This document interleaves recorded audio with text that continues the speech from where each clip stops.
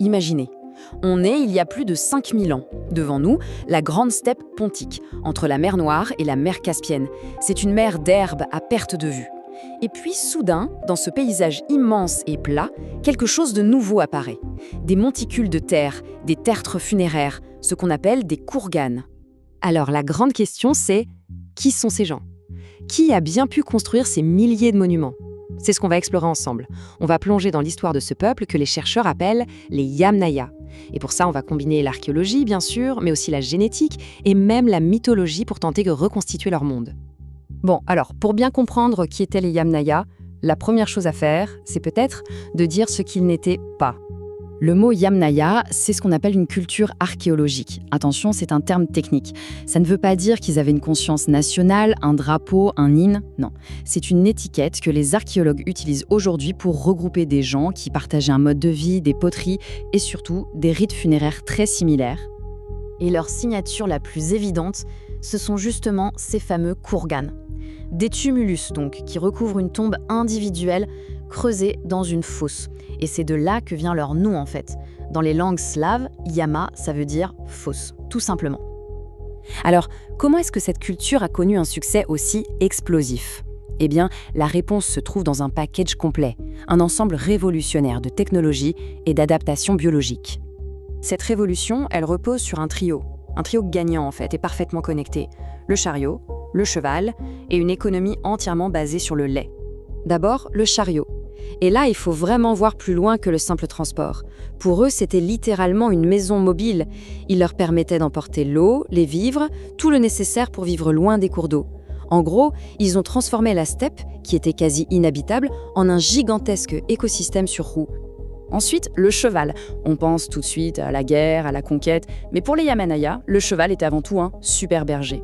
Un seul cavalier pouvait gérer des troupeaux gigantesques. C'était un multiplicateur économique phénoménal. Et on en est sûr maintenant, des études sur leurs os ont montré des déformations bien précises, le syndrome du cavalier. C'était bien les premiers cavaliers de l'histoire. Et on arrive au troisième pilier, l'économie laitière. Et là, on tombe sur un paradoxe biologique, mais alors vraiment fascinant. Voilà le truc. Quand on analyse le tartre sur leurs dents, on trouve des traces massives de protéines de lait. Ils ont consommé énormément. Pourtant, l'analyse de leur ADN est formelle, ils étaient intolérants au lactose à l'âge adulte. Alors, comment ils ont fait ? Eh bien, la solution n'était pas biologique, elle était culturelle. C'est la technologie qui a pallié la biologie. Ils ont tout simplement fait fermenter le lait pour en faire du fromage, du yaourt, du kéfir, ce qui réduit considérablement le lactose et rend le tout digestible. Malin, non. Pendant des décennies, on avait l'archéologie, on avait des indices, mais en 2015, tout bascule. L'ADN ancien entre en scène, et là, c'est un véritable choc. Ce que les études génétiques ont révélé, ce n'est pas juste un petit mouvement de population, non, c'est une vague de migration monumentale, partie de la steppe il y a environ 400-500 ans, et qui a déferlé jusqu'au cœur de l'Europe. Mais ce qui a vraiment stupéfié les chercheurs, c'est l'ampleur du phénomène. On parle ici d'un remplacement biologique à une échelle sans précédent. Pour vous donner une idée, certaines populations du nord de l'Europe, comme celle de la culture de la céramique cordée, tiraient jusqu'à 75% de leur ascendance de ces nouveaux arrivants. C'est juste énorme. On aurait pu croire que l'affaire était pliée, problème résolu. Mais en fait, pas du tout. La génétique, en résolvant une énigme, en a créé deux nouvelles, et des particulièrement coriaces. Le premier problème, c'est l'énigme anatolienne. Les Hittites, en Turquie actuelle, parlaient la plus ancienne langue indo-européenne qu'on connaisse. Logiquement, ils devraient être pleins d'ADN Yamnaya. Eh bien pas du tout. Quasiment aucune trace génétique de la steppe chez eux. Alors là, comment on explique ça ? Le deuxième casse-tête, c'est du côté des lignées paternelles, les fameux haplogroupes Y. Celles qui sont dominantes chez les Yamnaya de la steppe ne sont pas exactement les mêmes que celles qui se répandent plus tard en Europe de l'Ouest. C'est la même famille, si on veut, des cousins, mais pas des frères directs. Encore un mystère. Alors, une nouvelle théorie, qu'on appelle l'hypothèse de l'arc sud, propose une solution qui est assez élégante.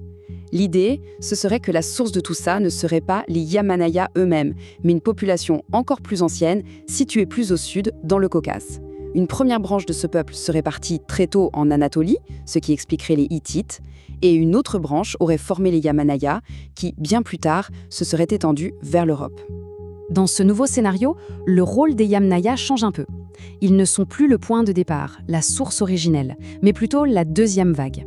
Une vague secondaire, certes, mais une vague incroyablement puissante qui a été le vecteur principal de l'expansion à travers l'Europe. Ok, on a parlé des os, on a parlé des gènes, mais on peut essayer d'aller encore plus loin. On peut tenter de rentrer dans leur tête, de comprendre leur vision du monde. Et pour ça, il y a un outil formidable, la mythologie comparée. Et quand on compare les mythes de tous les peuples indo-européens, il y a une histoire qui revient sans cesse, c'est frappant. C'est le combat d'un dieu de l'orage contre un serpent ou un dragon du chaos.